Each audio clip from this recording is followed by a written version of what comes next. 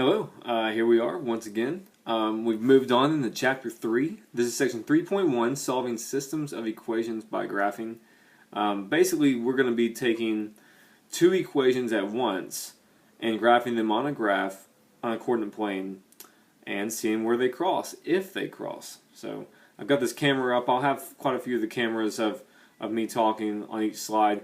So if I look at the camera, I can see you. If I don't, it looks like I'm looking off screen. So that's why it looks a little different. Anyways, let's get going. Here's the next slide. So what in the world is a system of equations?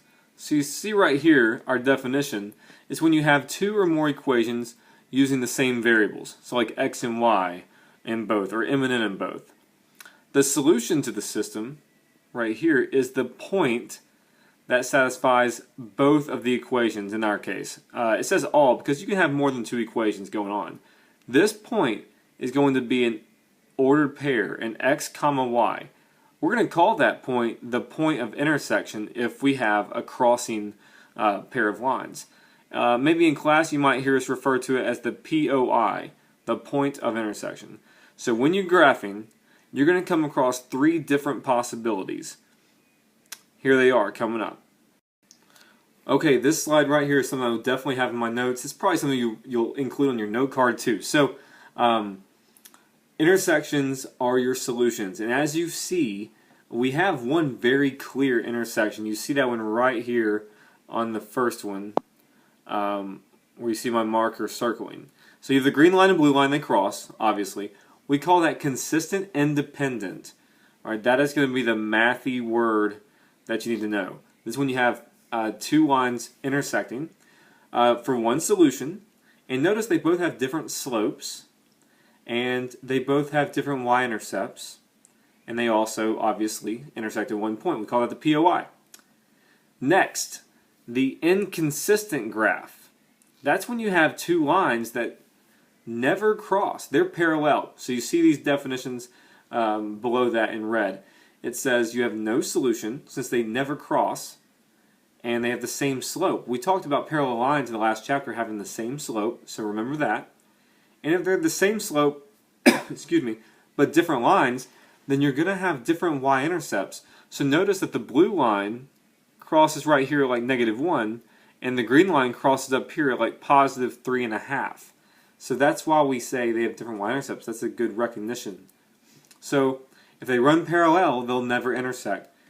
Solutions and intersections are where they cross. So far we just had one scenario in the first one. Consistent dependent, that's where you have two lines stacked on top of one another. It's the same line.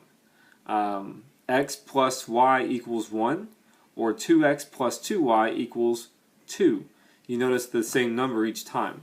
So they have the same slope, obviously, but you also see that they have the same y-intercept. They both cross, in this case, at the origin, right there in the middle. So same line, they intersect infinite times. Not only just one time, like the first one, they cross everywhere. Here, here, here, here. Anywhere you want, they'll cross. So here's an example of consistent independent. You might want to write that down. It's not on the slide. Intersecting lines, you see that you have two lines. They intersect at 1 over on the x and 2 high on the y. So your POI, your point of intersection, is 1, 2. Next, right here, you have parallel lines. So if you notice on the graph, these two lines, they both have the same slope. If you go up 2 and then over 1, let me highlight that for you. So if you go up 2 and then over 1, over here on this line, if you go up 2 over 1, they're the same slope. They'll never intersect, so you have no solution here, but we call this inconsistent. Okay, inconsistent lines. So right here, our third scenario, again, coinciding or stacked lines. Again, we call this consistent dependent. So you see I have a blue line and a red line both stacked on the graph. You see that right here. They both have a slope of up 2 and over 1. And their y-intercept is also the same at -1 right there, where you can see my marker. So infinitely many solutions, you have consistent dependent. So what I want to show you right here is just a basic example. You have two equations. The first one is 2x plus y equals 4. The second one, x minus y equals 2. Alright, here it says I want to graph both equations. So in order to graph this, I can use x and y intercepts in this case. So I will. And it's kind of messy, but I'll have you follow along what I'm doing here. You want to plug in zeros for the variable that you don't need. So for the top one right here on the left, I want to find the x-intercept, so I plug in 0 for y, and as you see I work it down to x equals 2, and that is where this point shows up. My PowerPoint kind of looked a little funny on this app. The next one, I put in x as 0 and I solve for y. That was really easy. Y equals 4, so I plug it up here. These are 2 points to graph this line right there. On the other line, x minus y equals 2, very simple. I solve for x, put a 0 in for y, x equals 2, so there's my x-intercept. And I solve for y while plugging in 0 for x, and I have to switch a sign right here, but y equals negative 2. So we'll go over here to the next slide and graph these. Here's the graph. You see on the first one we have 0, 4, so I'm at 0 and I go up 4, and there's the point. 2, 0 right there, so I connect that line going right there. The other one, I have a y-intercept of negative 2, so I'll go down 2, right there it is. And 2, 0 is my x-intercept, there it is, same as the other x one.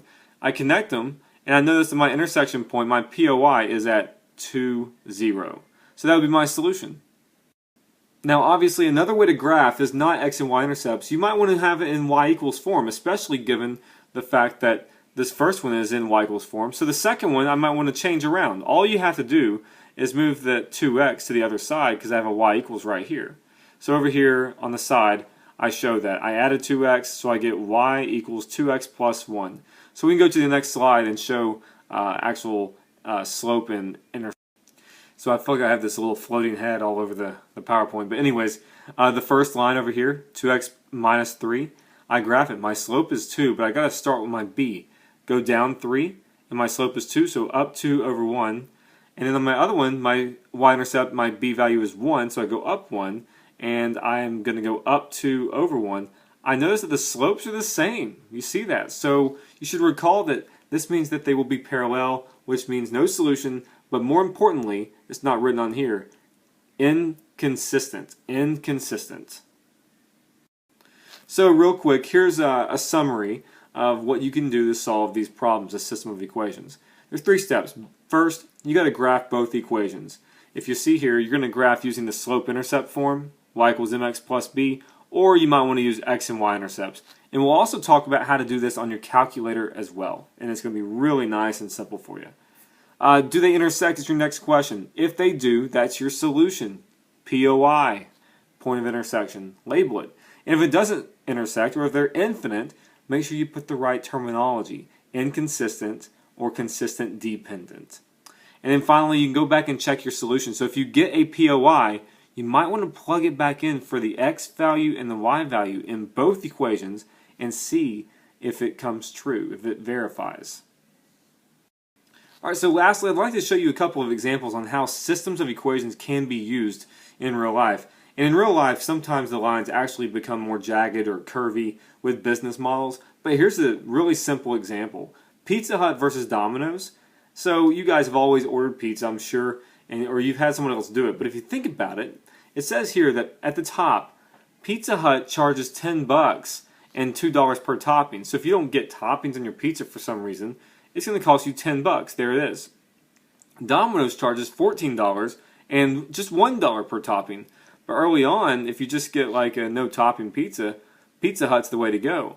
So up until you get to about 4 toppings is when they both actually cost the same amount of money at $18. So if you're going to get less than 4 toppings, you should go with Pizza Hut. It's pretty clear here on the graph that it doesn't cross the blue line until 4 toppings. After 4 toppings, you're probably better off going with Domino's because it stays a little bit less money. At 5 toppings, Domino's is $19, while Pizza Hut might be $20 plus tax. All right, something to chew on right there. Here's another example. So what you have here is just a model of renting kayaks. Maybe you want to think about this being at the River Rat down in Townsend. So if you spend a certain amount of hours, if you spend a certain amount of hours on the river, and you're going to buy from store A in blue, it's probably going to be best if you spend less than 3 hours from store A because it's cheaper. So at store B, if you're planning on spending, a good amount of your day out on the river or the lake on a kayak, then you're probably going to want to go to store B because once you get past that 3 hour mark, it's cheaper in the long run. So you got to think about these things in real life when you start doing various things, buying stuff, your time. Are you spending it wisely in the long run or in the short run? Just depends on which model you want to go with. All right, everybody. So just remember that when you're solving systems by graphing, you're just basically looking for where the graphs cross, if they intersect at all. And if they don't, you don't have a solution. All right? It's inconsistent. Sometimes they stack each other up and it's infinite solutions, and sometimes they just cross once. So, know your rules. It's just graphing lines. And if you have any questions, bring them in the class. Watch the video. Take notes on this. Pause it when you need to. And always remember that you want to flip and not flop. Bye.